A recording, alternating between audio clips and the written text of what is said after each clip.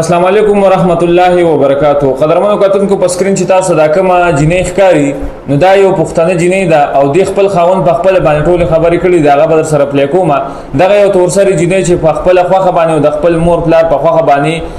د یو خاوند سره واده وکړو. دا غینه پس چې کوم دی خو په مینه محبت باندې دوی واته کال خپل منځ کې تیر شول چې کله دا یو ځای ته لاړل ولته چې کوم دی یو عیسائی ولیدو. هغه عیسائی د دې زړه ته پریوتو او دغه سره یو مینه محبت شروع شو. دا خاوند نه پټې درا پټې دبا خو چې کله دا پوه شو چې اوس مې ناکام نه کیږي او گزاران مې ګران دی نو دې دغه 15 بچی شو په دغه دوران کې دغه 15 بچی دی په خپل ډاګه باندې پرې خودل او دا هغه صحیح سره و تختیدل. دا خاوند په خپل باندې ټول تفصیل ورکړی دی. ټول خبره د شریکوم دغه خاوند ویډیو په اخر پورې ګور استاد لپاره پکې یو واخه میسج دی چې ټول پښتانه په خبري دغه جنې چې کومه ده نو دا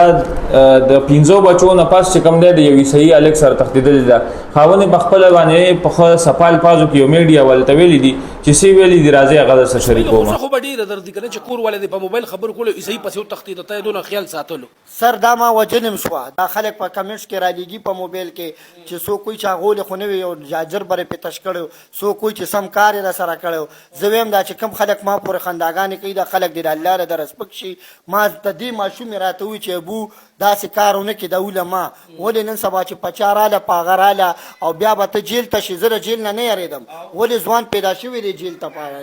نو بیا به د دې وړو ډیر بور حالاتو سر در په در ماضی بيخي دا سې کم ماده لمینه ورکړې واکور ماده پسې لیکلې وو زما گاډي وغیم خرڅ کو اډیر مینه دا ماده دا سې لراکه چې مونږه در په در کو او هیڅ درک مونږ قسم مې په پاک ذاتی چې مونږ دا جامع پر دی چې زدي حتی جوړې ما زدا ماشومانم شین تولم دی وړو تا وګوره د مارونو بیگانو زه خو په ما قیامت ته او نه مې کور شته نه مې اور شته هیڅ سره نشته زما په خبره نه ډي جي اکشن واغشتو نه ډي پیو واغشتو ډي جي بډي پیو ته وي ډي پیو بډي سپی ته وي ډي سپی به سی چوته وي سی چو به تانیدار ته وي تانیدار له به شوړه ورکا شل ډیر دره بس دا واله وي به دا خبره اپ د پکا د غریب سړی پر یاد سو کم نه وي خو زه دا وایم دا خلک الله پاک سره خپل صادر کې ځان پټي ان شاء الله کته به رولي غرقي به او دا چا چې سوک نه دا غالای ان شاء الله زما به الله پاک